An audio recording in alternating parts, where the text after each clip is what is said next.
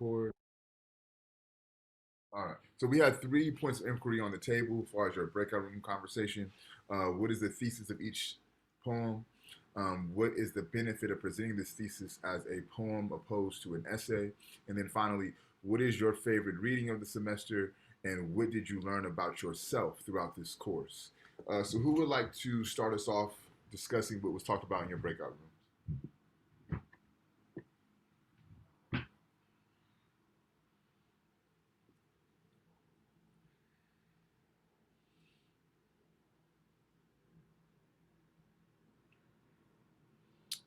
Caesar, what was discussed in your breakout room?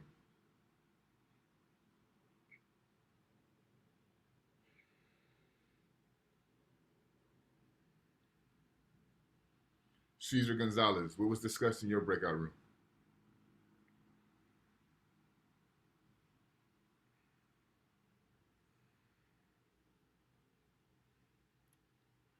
Mike's on. Okay. Khalil, what was, yeah, type it for me, please, and I'll put it to everyone else while we wait for you to type that out. Khalil, what was discussed in your breakout room?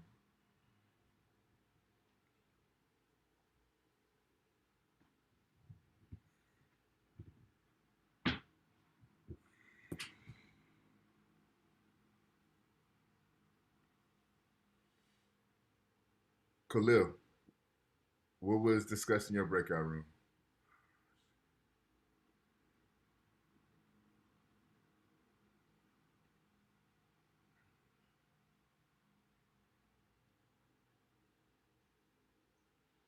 Okay. Heather, what about you? What was discussed in your breakout room?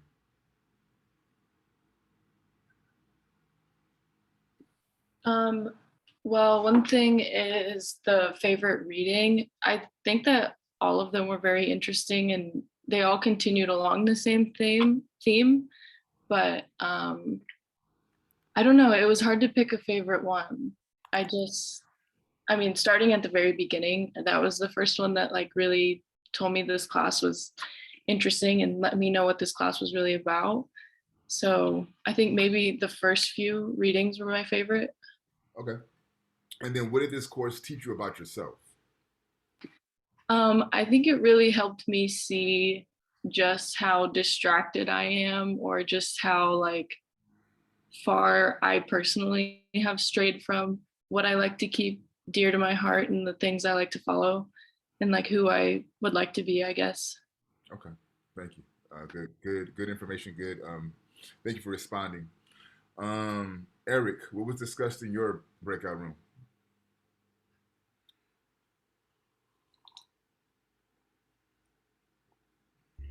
Oh, kind of the same thing about how we talked about our favorite readings and things like that. My personal favorite was a letter to my nephew. Okay.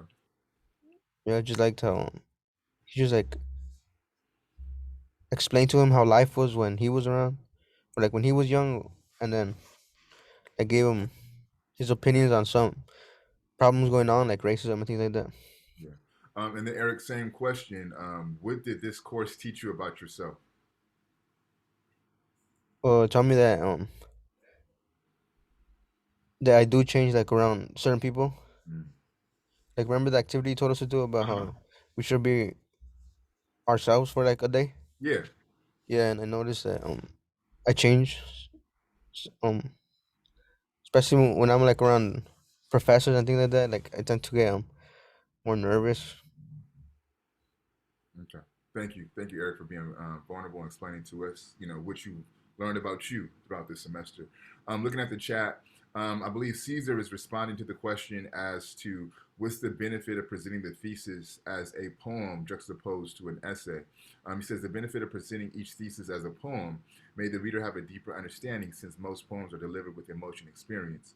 So what I'm gathering from Caesar is the poem allows for the emotion and the experience to become more reticent for the reader. Jessica. I was just going to say, I think that actually the Black Love Supreme has kind of been my favorite so far.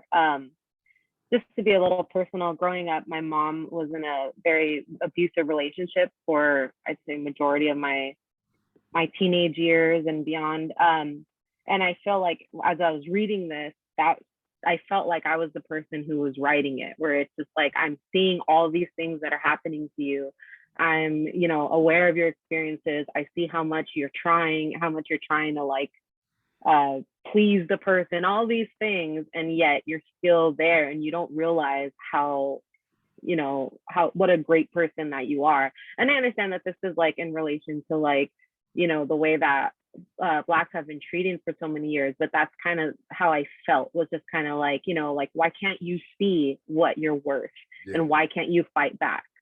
So I really enjoyed this one a lot.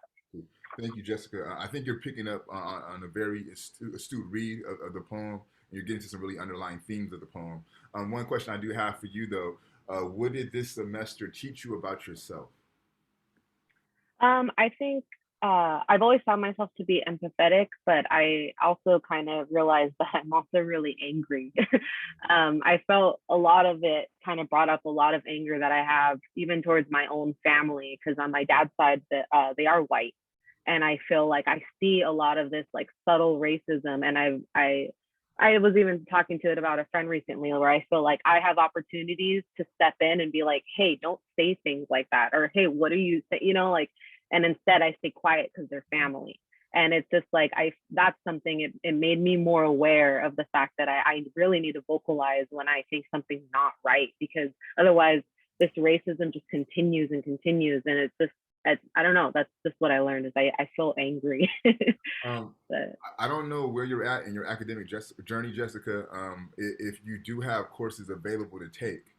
What I would suggest, if it's available, is taking the race, activism, and emotions course, because really the thrust of that course is taking this anger. Well, one, understanding that the anger is a natural response, right? Like, if you start to study the things that oppressed people have been through, you should get angry, right? And so one is situating your emotion as appropriate, right? But then it becomes a project of how do you take that emotion and utilize it for something that's beneficial to change what makes you angry. So I would say, if you can, take the race, activism, and emotions course. It's typically taught by Dr. Melina Abdullah, which is a profound person to take it by. But if not, anyone who presents that course is a good one to take. It is actually a 2-part course, where in the first part you'll learn the theory of activism, and then in the second part they'll have you actually go out and do some activist work. So if you can, I would suggest taking that one. Okay, cool. I'll definitely look into it. Thank you. You're welcome. Amir?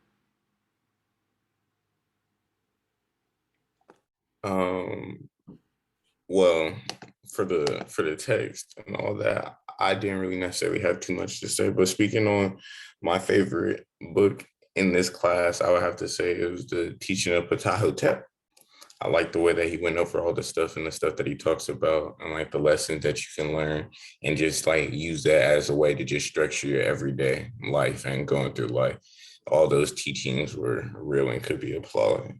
What I learned from this class in general was just the fact that it kind of opened my eyes to the various forms of racism that are at play in my everyday life. As a Black male in America, I didn't peep most of this stuff, especially considering there's like this hierarchy when you go to my hometown. So me personally, I'm more around people who are doing more better than, let's say, the lower income people. So there's a lot of racism that goes on that I just did not notice. But as I've gone through this class and my the African American history class that I had, I kind of just began to realize like all the different ways in which racism has been present and prevalent throughout my life that I have not noticed, ways that I would like change myself and do things that I didn't even notice. It was just a normal part of life, like code switching,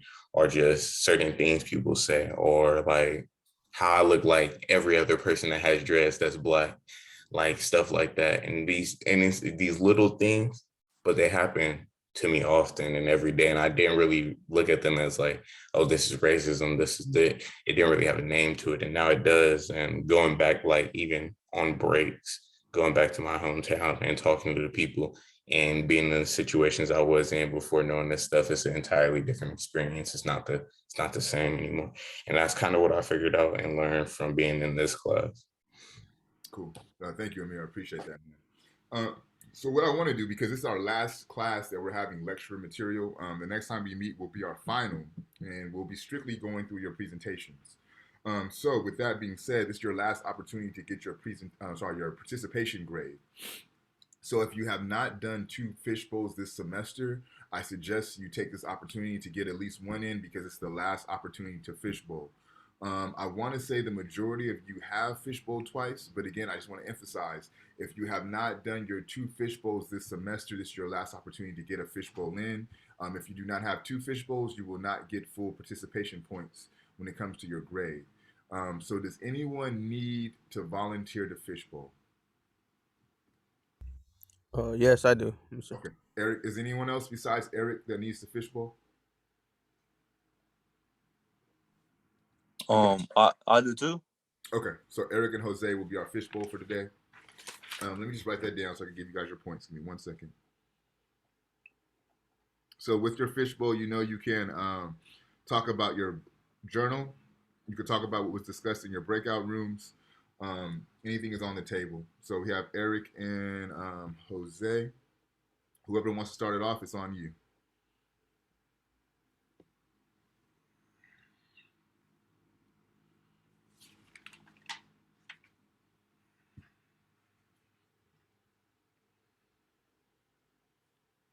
Eric, Jose, one of you guys can start off the fishbowl.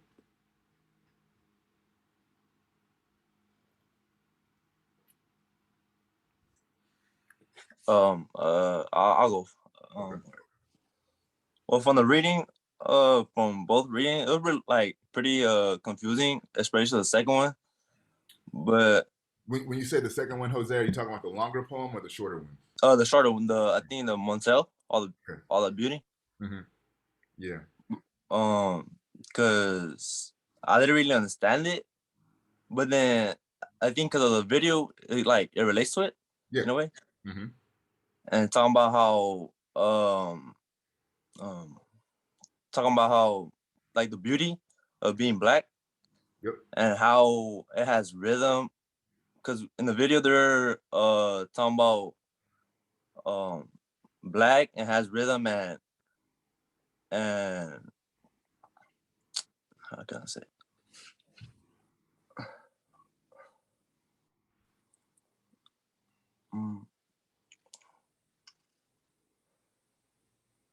Yeah, I think like the rhythm, the style to blackness is kind of what's being. Yeah, like she took prideful of being black. That's it. Yeah. Yep. Just it's an evolution to her finding pride in her blackness. Absolutely. Yeah. Eric. I'm gonna be honest. I didn't get a chance to read the poem, so I don't really know what to talk about. What was talked about in your breakout rooms? About our favorite article or reading this semester. So you can talk about that. What was your favorite reading for the semester? Oh, I said a letter to my nephew. Okay. And then I know you probably already mentioned this, but then what did you learn about yourself throughout the semester?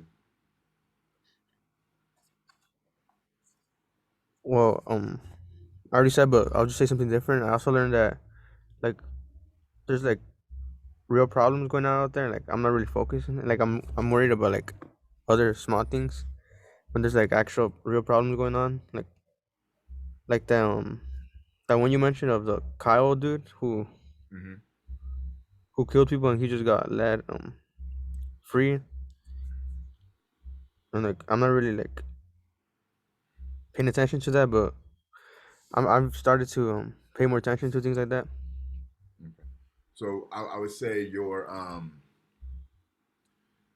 political consciousness has gotten slightly heightened. You have a desire to be more aware of things that are happening in society that have implications for your life experience that you may not have been attentive to prior to taking this course. Yes. Okay. So, all right. So thank you for that, Eric and Jose. So that's our fishbowl for today. What I want to do is show the video that Eric mentioned. I'm sorry, that Jose mentioned that relates to the poem that was written by Fred Moten, and then we'll talk about that a little bit. We'll talk about the Black Love Supreme poem a little bit, and then we'll discuss the final projects. Give me 1 second to share my screen. Actually, well, I'll show it anyway. It's cool. And can you guys see the screen? Yeah. Yeah. All right, bet.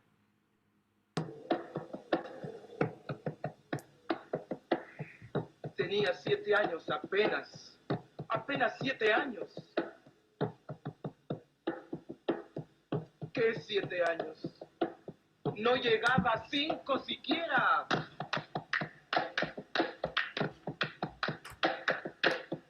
De pronto unas voces en la calle me gritaron, ¡negra! ¡Negra! ¡Negra! ¡Negra! ¡Negra! ¡Negra! ¡Negra! ¡Negra! ¿Soy acaso negra? Me dije. Sí. ¿Qué cosa es ser negra? ¡Negra! Yo no sabía la triste verdad que aquello escondía. ¡Negra! Y me sentí negra. ¡Negra! Como ellos decían. ¡Negra! Y retrocedí. ¡Negra! Como ellos querían. ¡Negra! Yo odié mis cabellos y mis labios gruesos y miré apenada mi carne tostada y retrocedí. ¡Negra! Y retrocedí. ¡Negra! ¡Negra! ¡Negra! ¡Negra! ¡Negra! ¡Negra! ¡Negra! ¡Negra! ¡Negra! ¡Negra! ¡Negra! ¡Negra! ¡Negra! ¡Negra! ¡Negra! Pasaba el tiempo y siempre amargada. Seguía llevando a mi espalda mi pesada carga. Y cómo pesaba.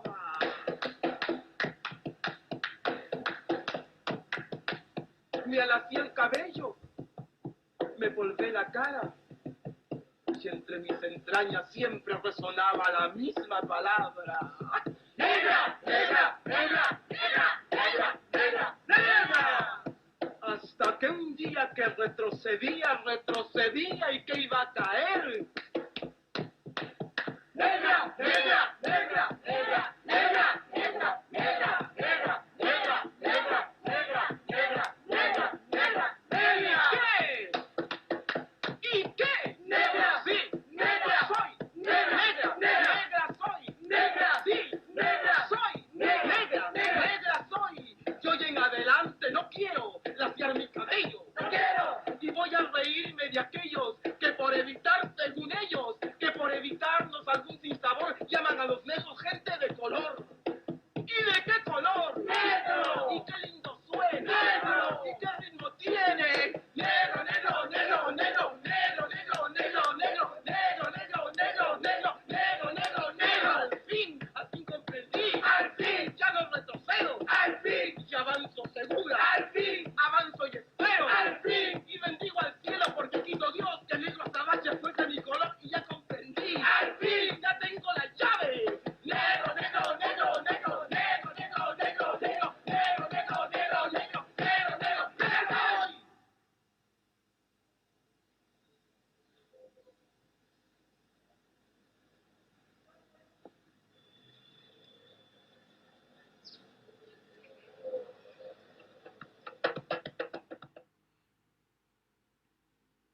Okay, so that is the poem from Victoria Santa Cruz that Fred Moten gets his inspiration from for his poem in the book All That Beauty, which is a collection of poems by Fred Moten, who is a intellectual scholar, professor at New York University currently.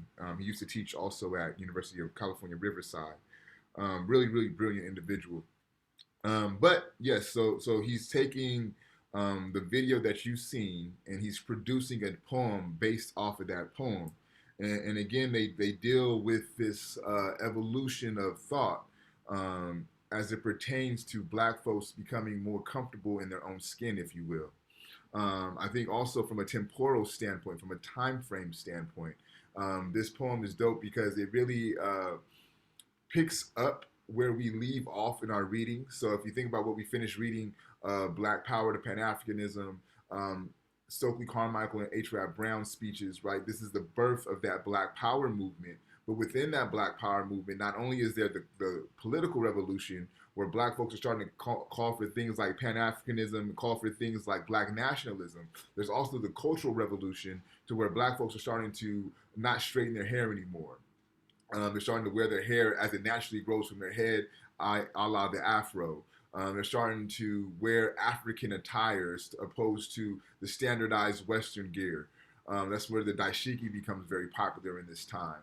And then just the comfortability and the pride in African features, right? The broad nose, the thick lips, the dark skin is something that you see a shift to where they're pleased with this aesthetic opposed to being ashamed of this aesthetic. And I think this is also picked up within the Victoria Santa Cruz poem, where you see her having the evolution of being ashamed of her blackness, and then coming towards the end of the poem where she states very affirmatively that I am a black woman. And this is what, you know, Fred Moten is picking up on with his poem. And then I also thought for, and I'll pose this as a question. For those who've seen the video, what does the poem being recited in Spanish, but the subject matter being about blackness, what does that say to you? What is the significance of a poem in Spanish dealing with a subject matter around blackness? What are your thoughts on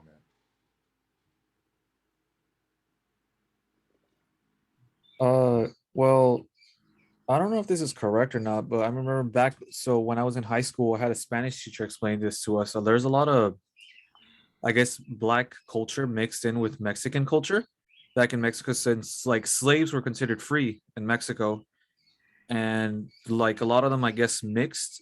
Like there's mixture of cultures there, and more recently, I guess you could say like they don't. How should I say this? I guess it is racism now because of the like skin color, like the because I know if you're the darker you are, they don't respect you that much over there. Although they I mean it's the same thing. Like and then there's So maybe what you're thinking about, Giovanni, is the term colorism, right? So we're all one people, but based on the color of your hue, you'll get a different type of treatment, right? So that would be called colorism. Oh, all right. Yeah. I didn't mean to cut you off. Go ahead if you have something else more to say. But if not, yeah, thank you, Giovanni. I think you're spot on. The only thing that I would add to what you're mentioning is not only through the system of enslavement is there the confluence of culture between the African people and what I would call indigenous people. This is something that predates by hundreds of years enslavement. In fact, there's a book called They Came Before Columbus.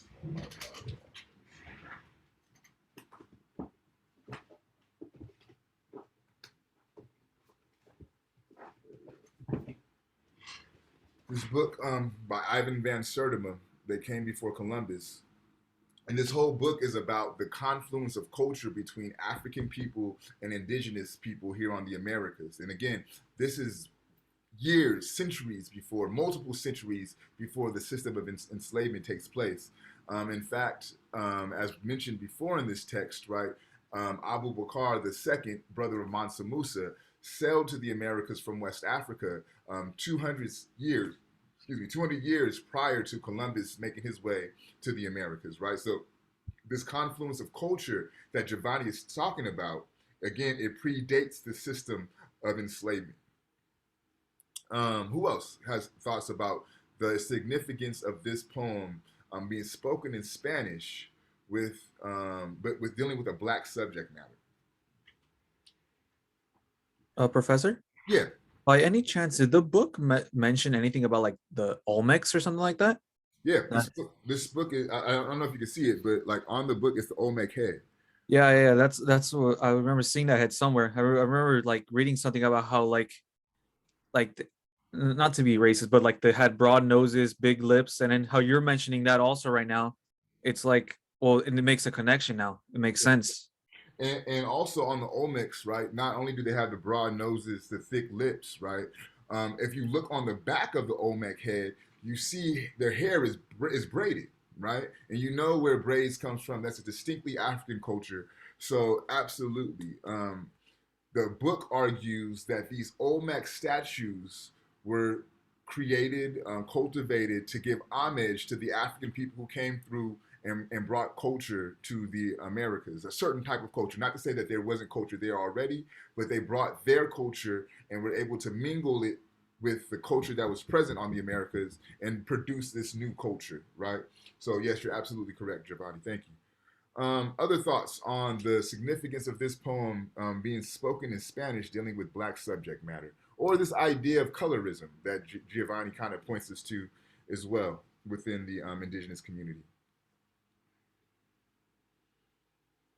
Any thoughts? Nobody has any thoughts on that?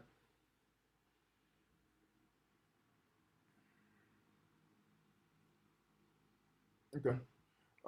So we'll shift into the second poem, the Black Love Supreme poem. I think Jessica kind of really picks up on a very central theme of the poem in the sense of an abusive relationship, right? It's implicitly implied in the watching.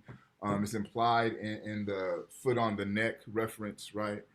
Um, what are some thoughts on the thesis of this poem? So we know the theme could be abuse, right? Physical abuse. But what would you argue is the thesis? What is the main point or the main argument of this poem?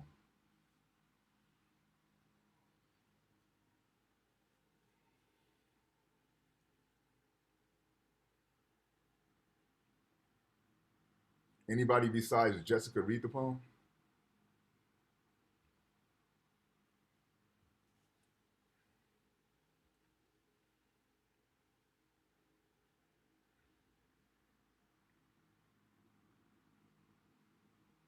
Okay, I'm gonna assume not. But so let's do this then. We'll transition to the final project. One second.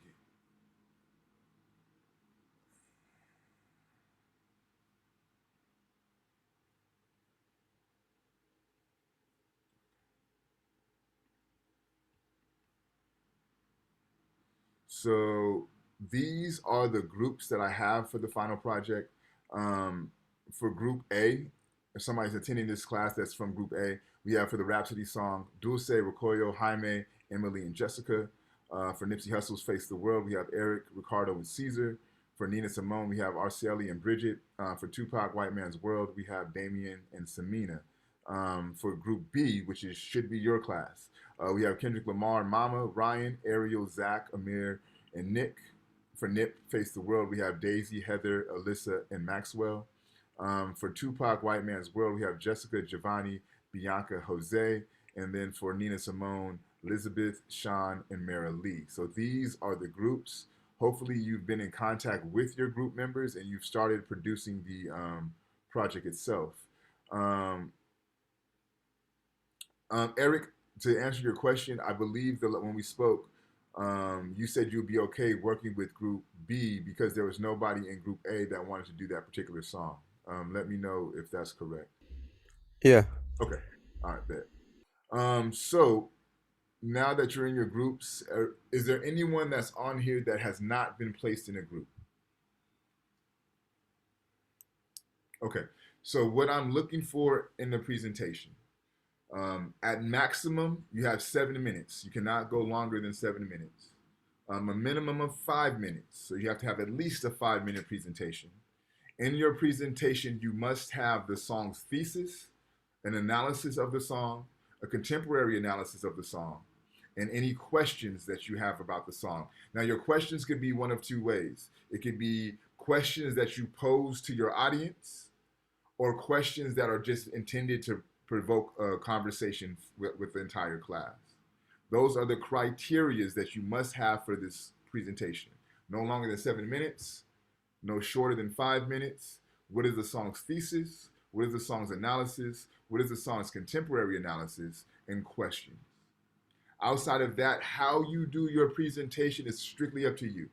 You could do a PowerPoint presentation, you could do a poem, you could do a song, you could do a podcast. However you so choose, I want you to feel free to use your creativity. Whatever you do artistically outside of this course, don't hesitate to work that into your presentation, right? So if you're a drawer, find a way to work your drawings into your presentation. I leave this open for you to be as creative as possible, right? So that's the only criteria that I have for the presentation. No longer than 7 minutes, no shorter than 5 minutes. I need a thesis, analysis, a contemporary analysis, and a question. Are there any other questions, comments, or concerns for me as it pertains to your final projects?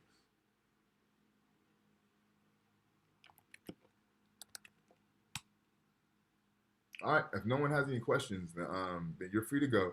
I don't know off the top when your final will be for this course. I will send out an email tomorrow letting you all know when the final is, so that way you'll know when to present. What we'll do is we'll have everyone together in class, and then we'll just run through the presentations and get through those within that time of the final. So that'll be the plan on the day of the final, and then that'll be the end of our semester. If there's any other questions, don't hesitate to reach out to me via email. If need be, we could set up a Zoom just to kind of clarify any questions that you all may have.